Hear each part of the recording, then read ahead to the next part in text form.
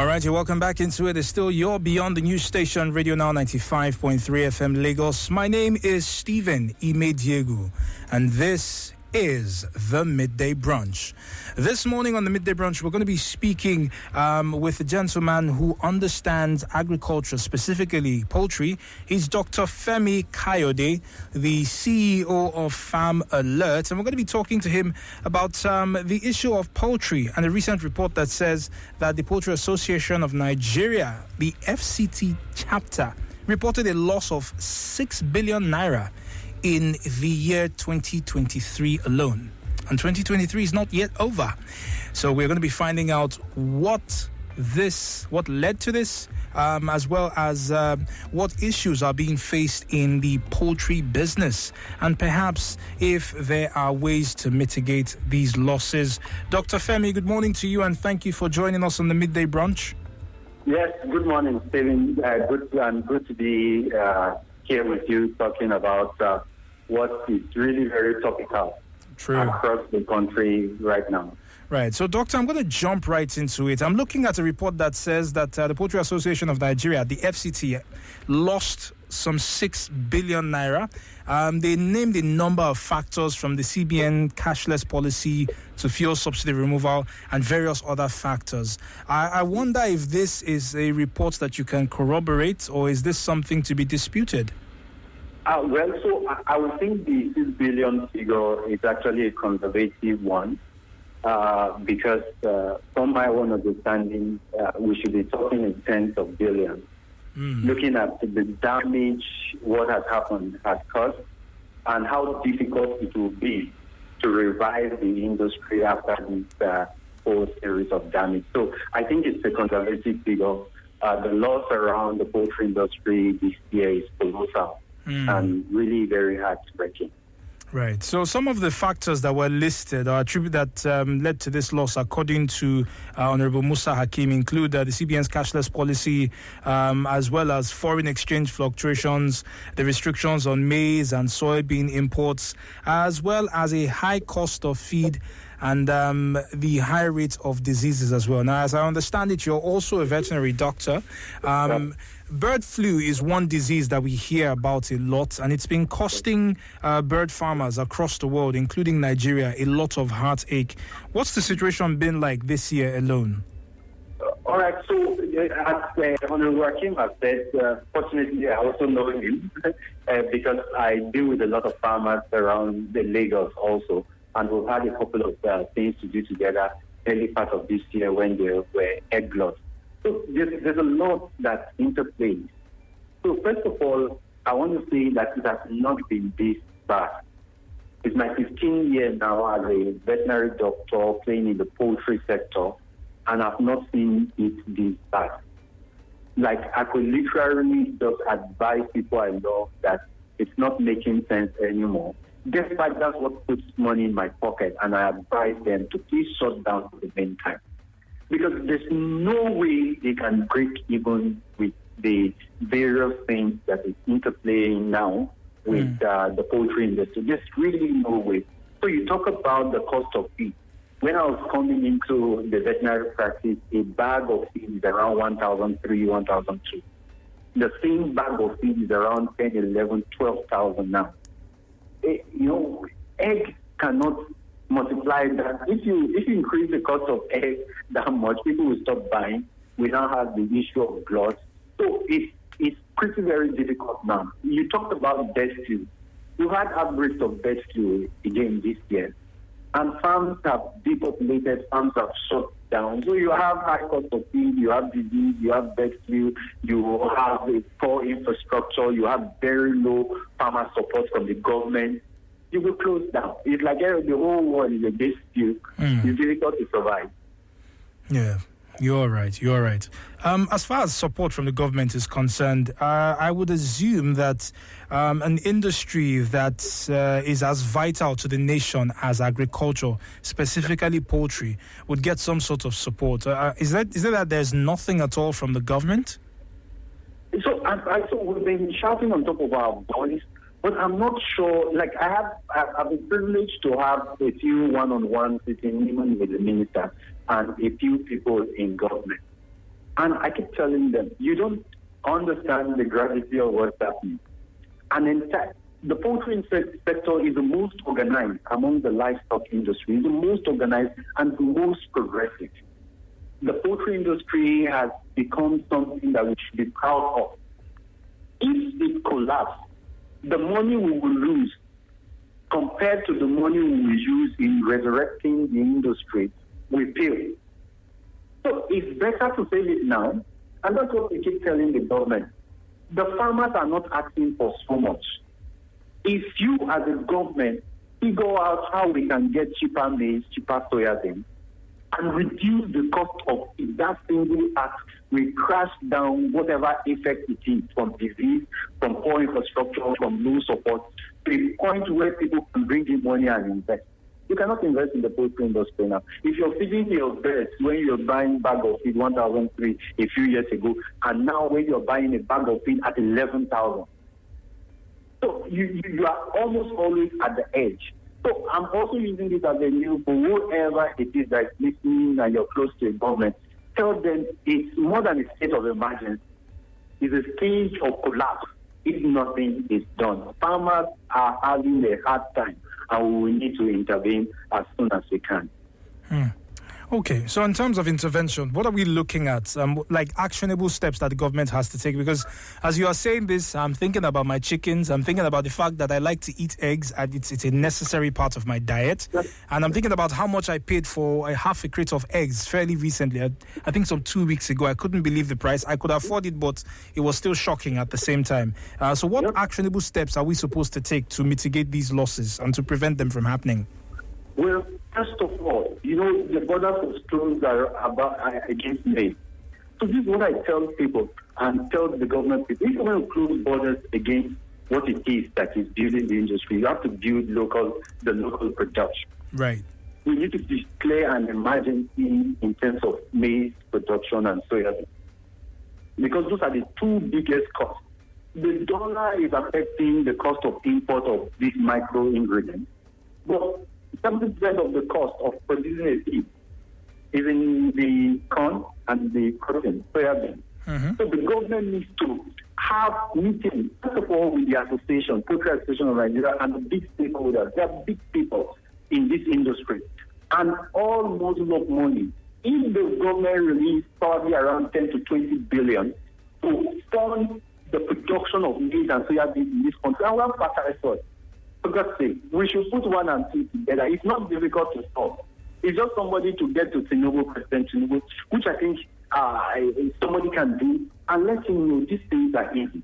This is the loss we are having. This is the solution. Help us get farms and ensure there's security. Let us farm. We have silos. Where past government invested money in silos built across all geopolitical zones. And the purpose of those silos was to store grains. Go and check those silos. I don't know if you have seen any one of them. They are totally empty, some even dilapidated. So we are not inhabiting more than 20 to 30% of the land that we have available. So their land, go to the north. You will drive how many kilometers and you see plain land. We are blessed with water, we are blessed with fertile soil. We just need somebody to talk to our leaders and say, hey, we can come together and make this thing work. Farming, we need to feed ourselves. And if we cannot, then I really don't know what will become of us as a nation. But are you telling me the government is not listening to poultry associations such as, what we have, the Poultry Association of Nigeria? This is a large enough group to get the attention of any government. Is the government not listening? So again, another issue with us is coming together. All the poultry farmers need to just leave their individual efforts and we all move to the government.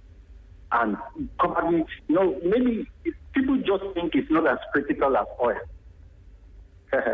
When it is, I made a presentation somewhere and I said the protein consumption of a child is directly proportional to how progressive the nation will be. We're not eating enough protein. You need protein to think. So if we keep producing babies by starving them of protein because it's expensive, we are invariably harming the intelligence quotient of the nation.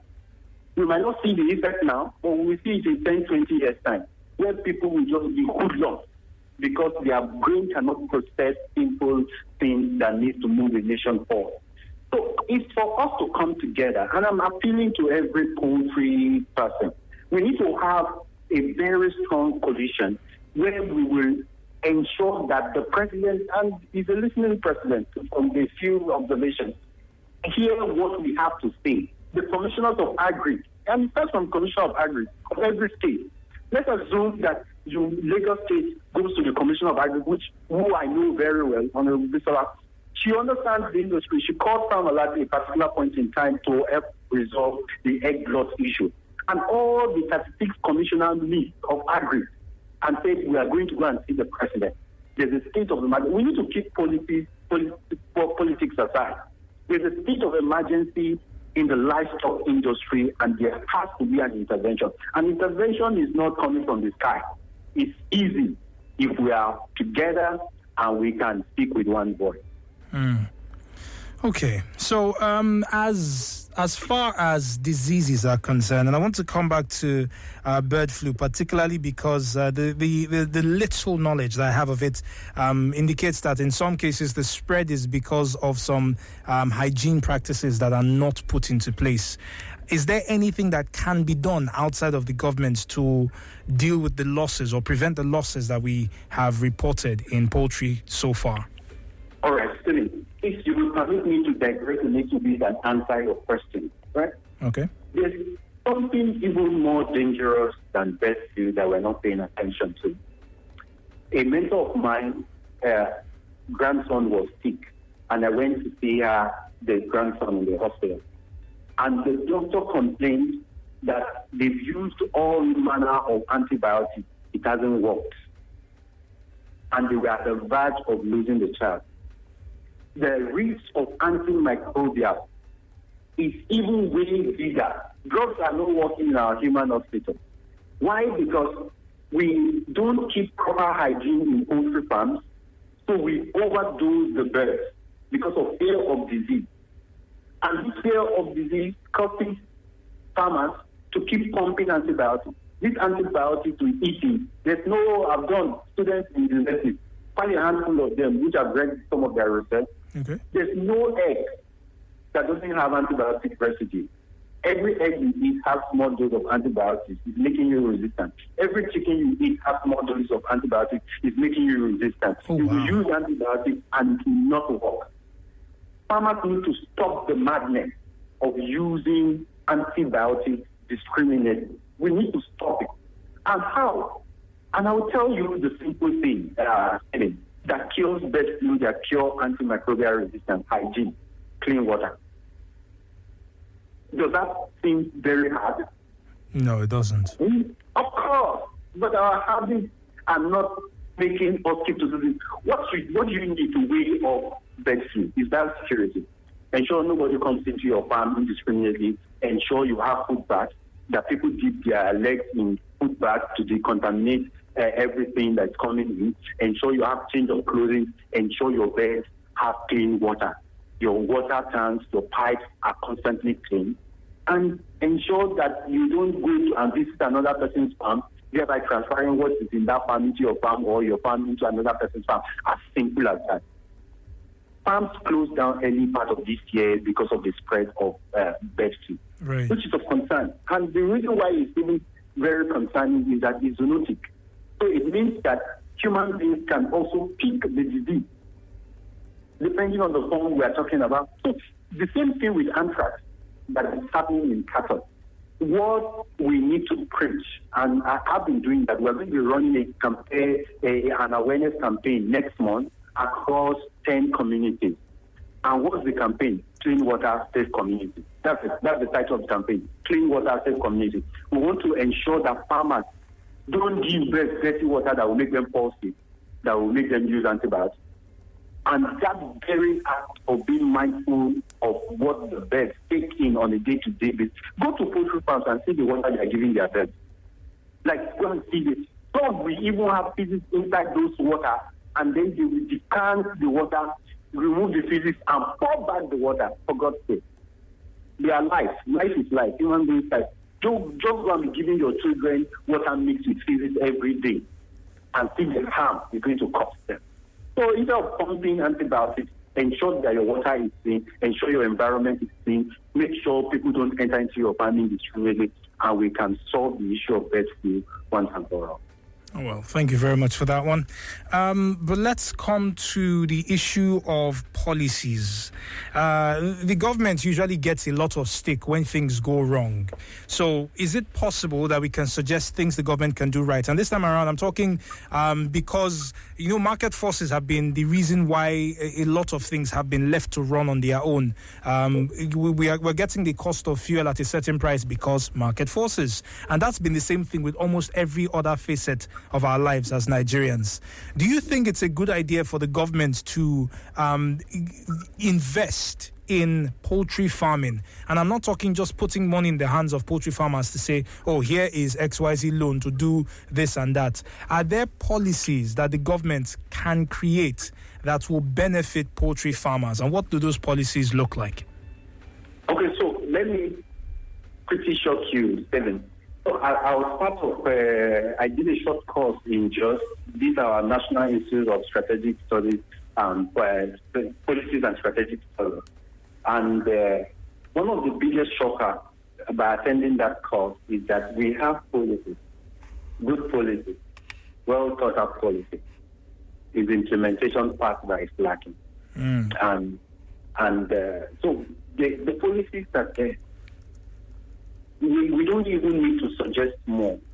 People in government need to just dust those policies, make it contemporary. Because sometimes when those policies were designed, there are a few market forces or things that have shifted. What we need is just a leader with a sincere purpose of wanting to help the farmer.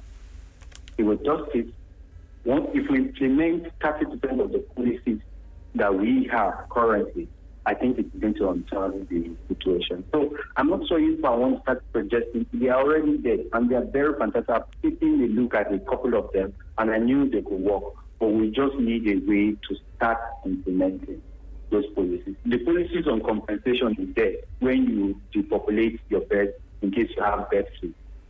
Are they being paid? The ones that happened early part of this year, go and ask the farmers that depopulated, how did they start off again? We got bank loans. So you have good policies that compensate, but you have bad implementation. So I think it's the implementation part we need to strengthen, not the policy discussion.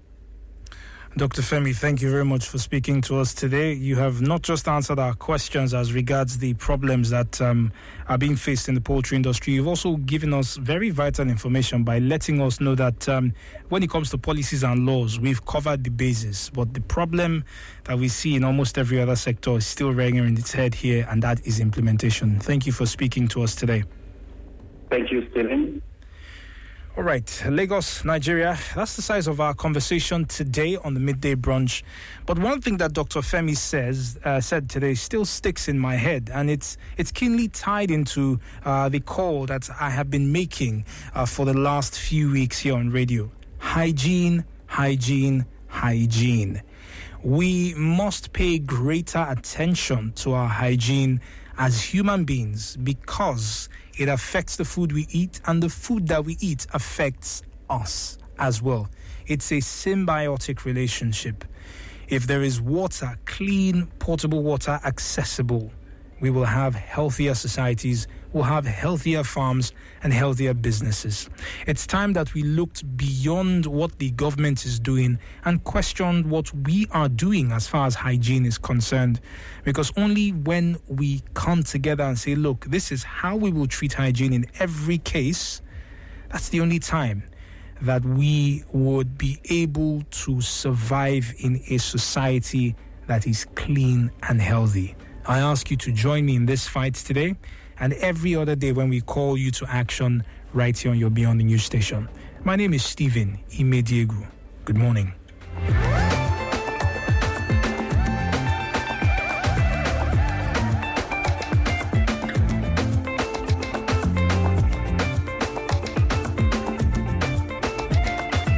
The more we talk about it, the less we fight about it. This is not a natural disaster. This is a lack of planning. The money that these people have been borrowing over the years that have indebted this country so much, where are those money that they've gone into? This Lagos flooding has shown that Lagos is not working for people in Lagos. Join the conversation. Dial 0913 5000 953.